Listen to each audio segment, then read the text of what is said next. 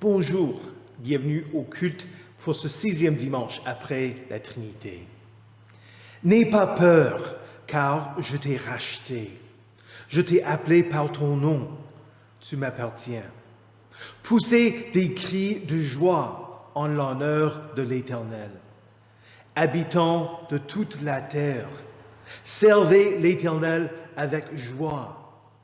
Venez avec allégresse en sa présence. Sachez que l'Éternel est Dieu.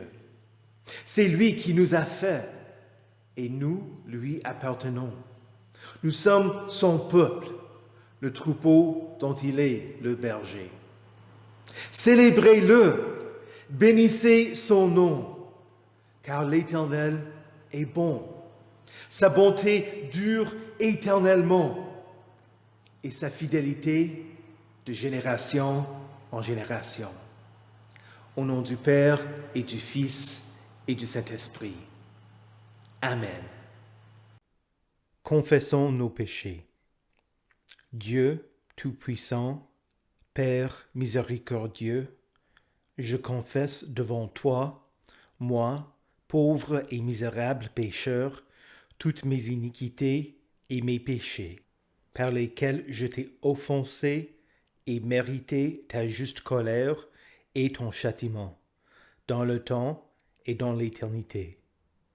Je m'en repens de tout mon cœur.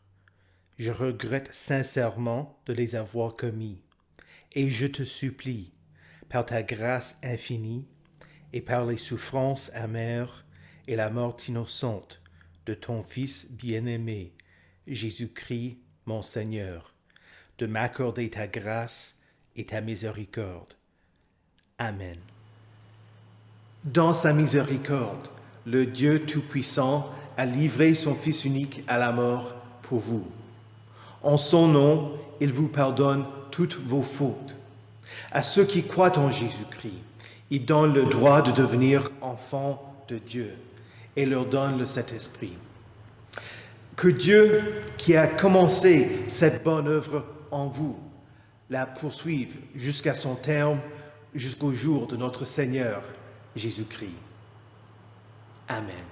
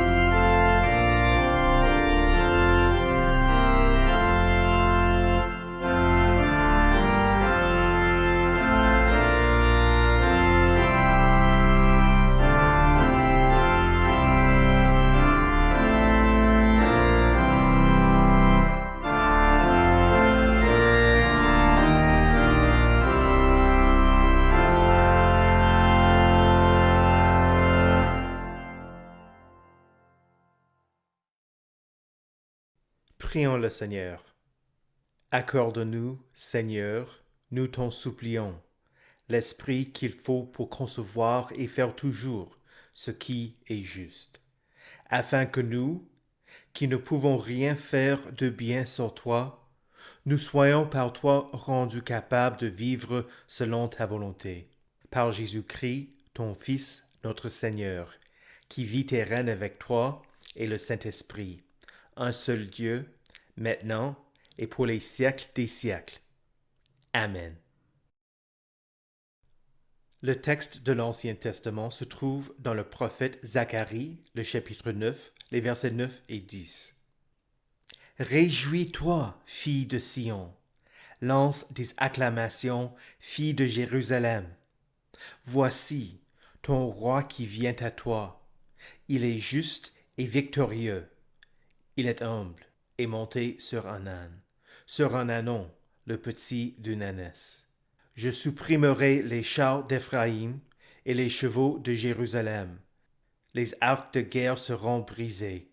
Il annoncera la paix aux nations et il dominera d'une mer à l'autre, depuis l'Euphrate jusqu'aux extrémités de la terre. Parole du Seigneur. Nous rendons grâce à Dieu. L'épître vient de la lettre de Saint Paul aux Romains, le chapitre 8, les versets 9 à 13. Quant à vous, vous n'êtes pas animés par votre nature propre, mais par l'Esprit, si du moins l'Esprit de Dieu habite en vous. Si quelqu'un n'a pas l'Esprit de Christ, il ne lui appartient pas.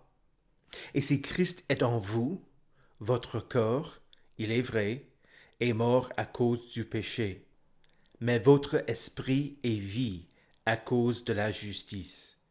Et si l'Esprit de celui qui a ressuscité Jésus habite en vous, celui qui a ressuscité Christ rendra aussi la vie à votre corps mortel, par son Esprit qui habite en vous.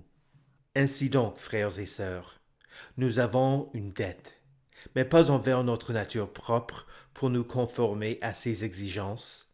Si vous vivez en vous conformant à votre nature propre, vous allez mourir. Mais si par l'Esprit vous faites mourir les manières d'agir du corps, vous vivrez. Parole du Seigneur. Nous rendons grâce à Dieu. L'Évangile pour ce 6e dimanche après la Trinité vient de l'Évangile selon Matthieu, le chapitre 11, les versets 25 à 30. À ce moment-là, Jésus prit la parole et dit : « Je te suis reconnaissant, Père, Seigneur du ciel et de la terre, de ce que tu as caché ces choses aux sages et aux intelligents, et les as révélées aux enfants. Oui, Père, je te suis reconnaissant, car c'est ce que tu as voulu.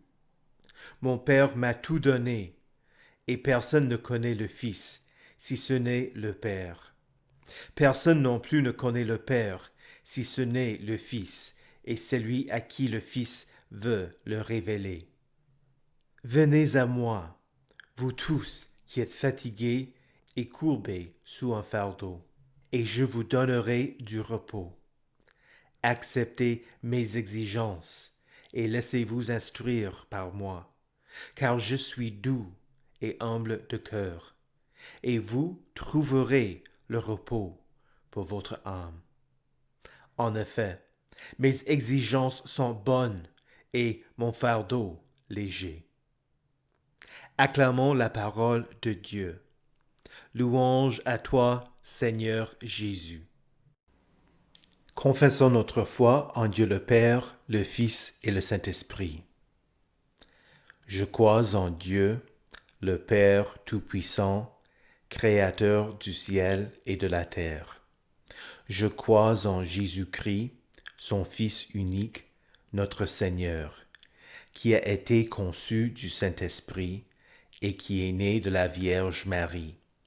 Il a souffert sous Ponce Pilate. Il a été crucifié. Il est mort. Il a été enseveli. Il est descendu aux enfers.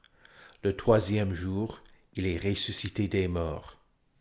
Il est monté au ciel.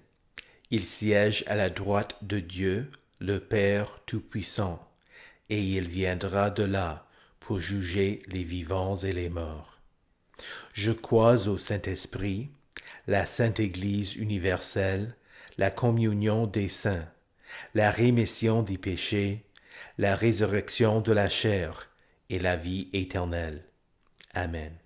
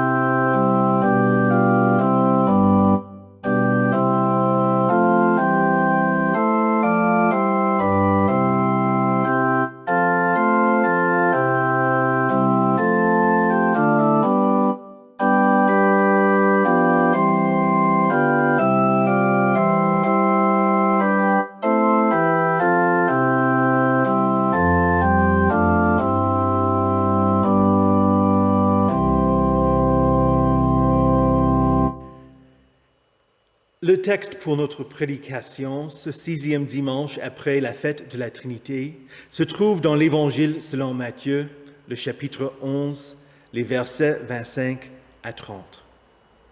Prions. Seigneur du ciel et de la terre, révèle-nous ce que tu as caché aux sages et aux intelligents, et donne-nous le repos pour nos âmes. Amen. Saint de Dieu, précieux et bien-aimé, que la grâce et la paix vous soient données de la part de Dieu notre Père et du Seigneur Jésus-Christ. Amen. Avez-vous reconnu la traduction de notre évangile ce matin?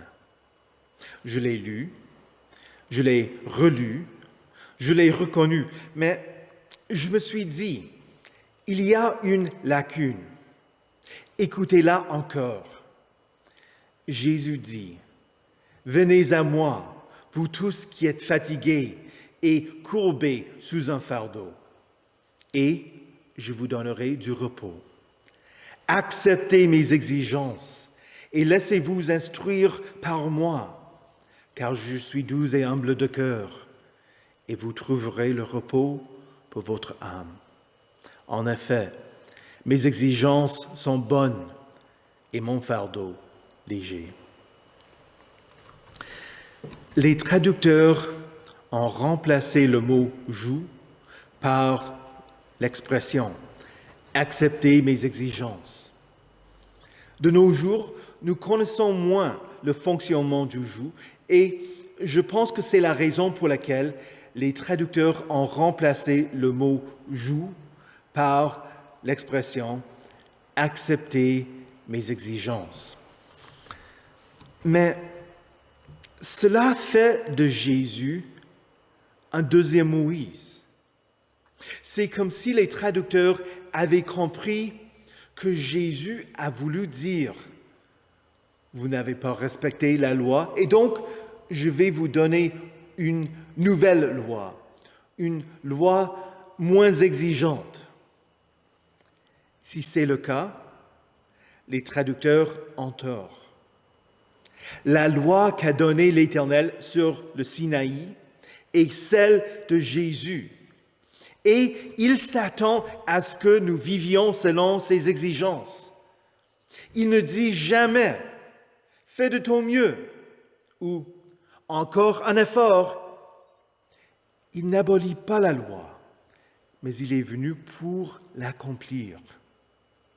Quand les gens ne respectent pas la loi, Jésus amplifie et explique ses exigences pour qu'ils partent déçus, pour qu'ils désespèrent d'eux-mêmes.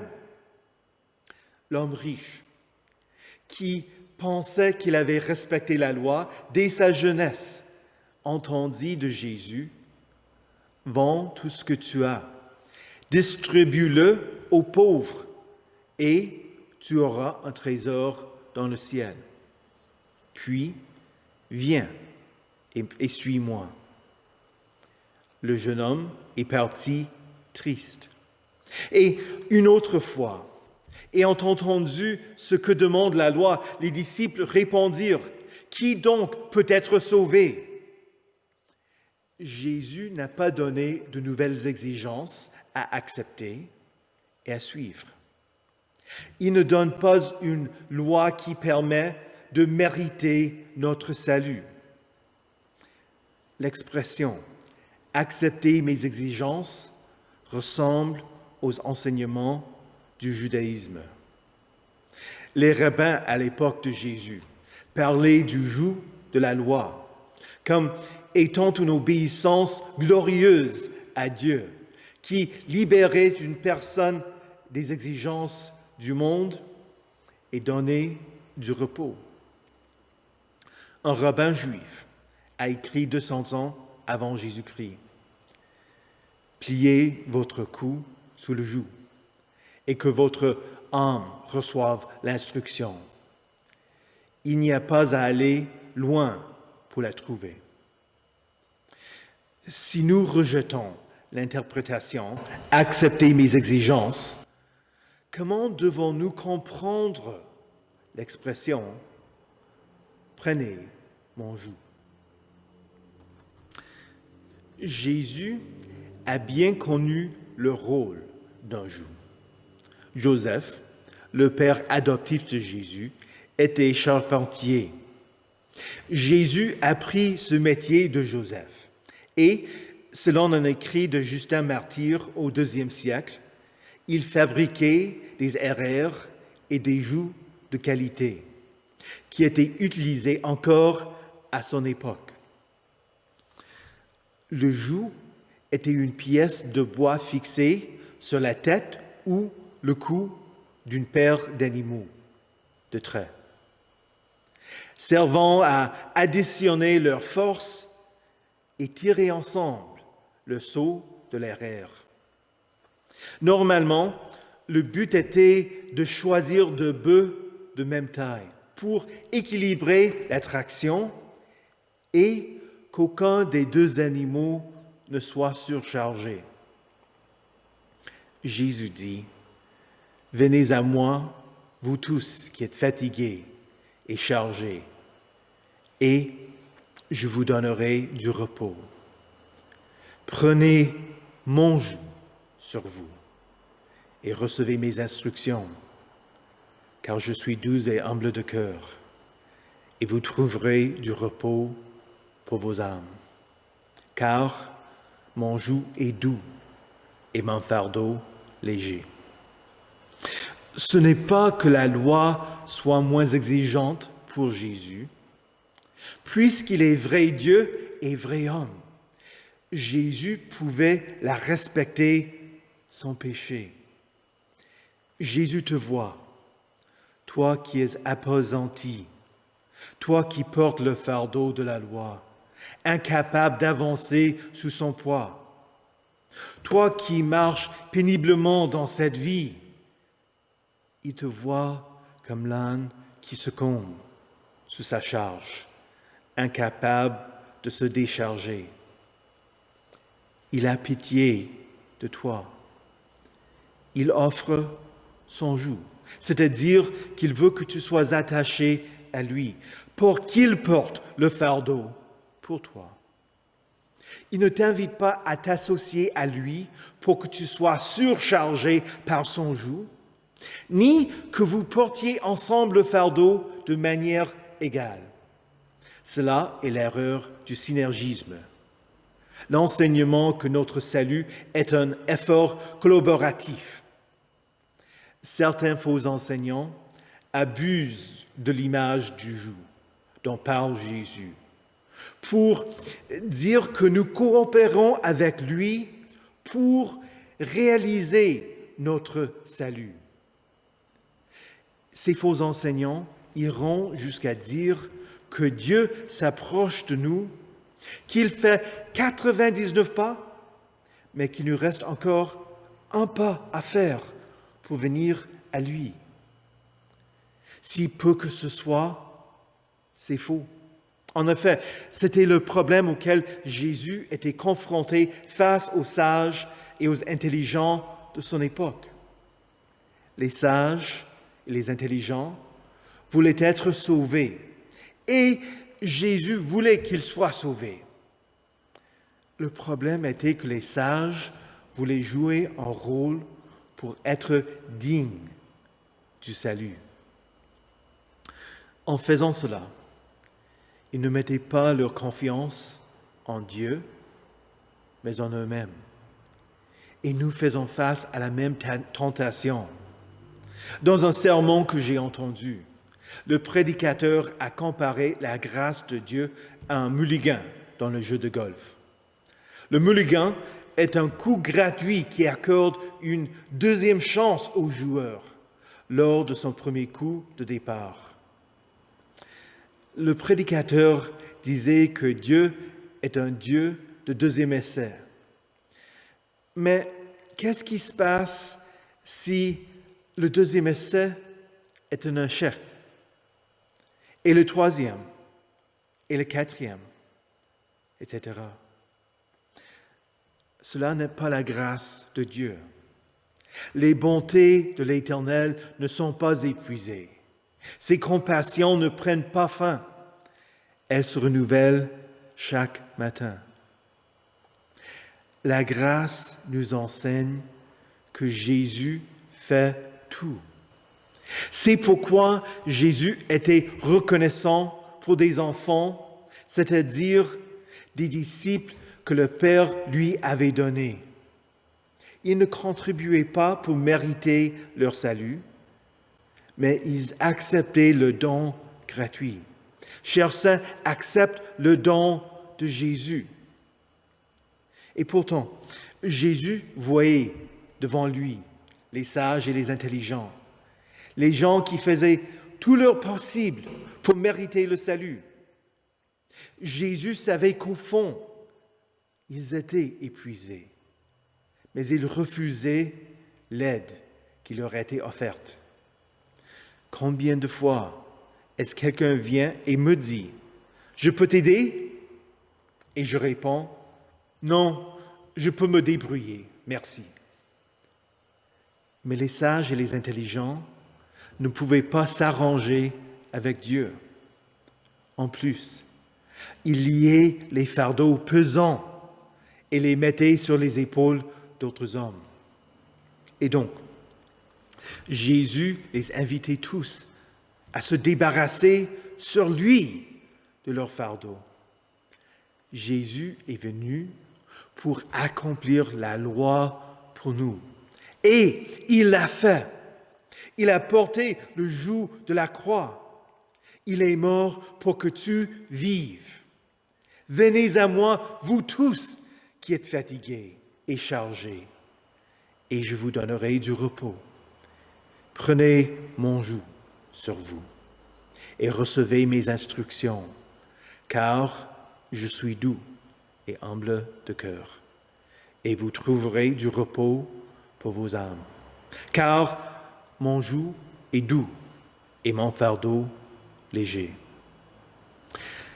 Quand Jésus dit « Prenez mon joug sur vous et recevez mes instructions », il veut que nous apprenions qu'il est doux et humble de cœur. Il accueille tous ceux qui viennent à lui et il leur pardonne. C'est ainsi qu'ils trouveront du repos pour leur âme.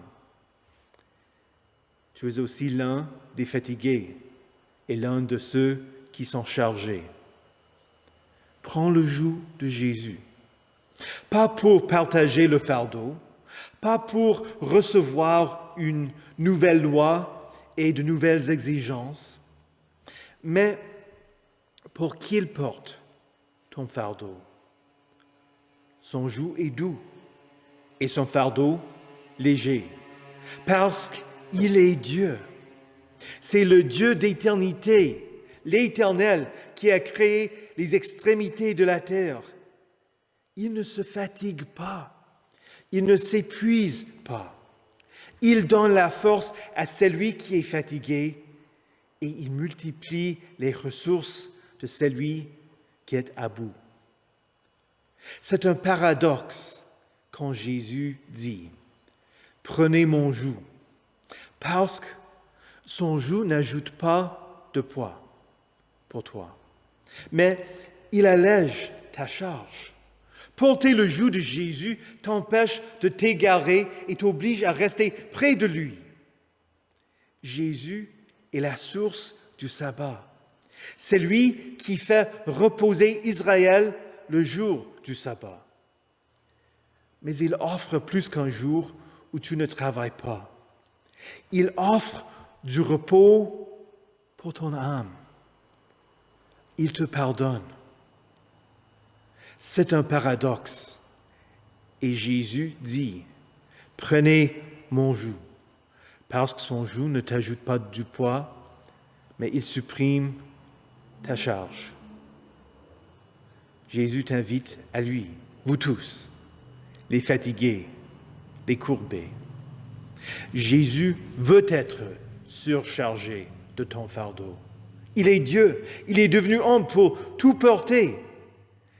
Il veut que tu portes son joug pour être toujours lié à lui, pour trouver du repos pour ton âme. Au nom de Jésus. Amen. Prions le Seigneur. Accepte, ô Seigneur, nos intercessions pour tout le genre humain. Que la lumière de ton évangile luise sur toutes les nations et que tous ceux qui l'ont reçu y conforment leur conduite. Sois miséricordieux envers ton Église et fais que chacun des membres qui la composent te serve fidèlement dans sa vocation. Bénis tous ceux qui exercent l'autorité sur nous, affermis leur pouvoir et dirige tellement leur cœur qu'ils punissent le vice et la méchanceté et affermissent le règne de la vertu et de ta vraie religion. Répands tes bénédictions temporelles et spirituelles sur tous nos parents, sur tous nos amis et sur tous nos voisins. Récompense tous ceux qui nous ont fait du bien et pardonne à tous ceux qui nous ont fait ou voulu faire du mal. Accorde-leur la repentance et de meilleures dispositions d'esprit. Aie pitié de tous ceux qui sont dans la peine et donne, Dieu de compassion, subvenir à leurs besoins respectifs. Pour l'amour de celui qui allait de lieu en lieu, faisant du bien, ton Fils Jésus-Christ, notre Seigneur, qui nous a enseigné à prier. Notre Père, qui es aux cieux, que ton nom soit sanctifié, que ton règne vienne, que ta volonté soit faite sur la terre comme au ciel. Donne-nous aujourd'hui notre pain de ce jour. Pardonne-nous nos offenses, comme nous pardonnons aussi à ceux qui nous ont offensés. Et ne nous laisse pas entrer en tentation, mais délivre-nous du mal. Car c'est à toi qu'appartiennent le règne, la puissance et la gloire, au siècle des siècles. Amen. Recevez la bénédiction de Dieu. Que le Seigneur vous bénisse et vous garde. Que le Seigneur fasse luire sa face sur vous et qu'il vous accorde sa grâce. Que le Seigneur tourne son visage vers vous et vous donne sa paix. Amen.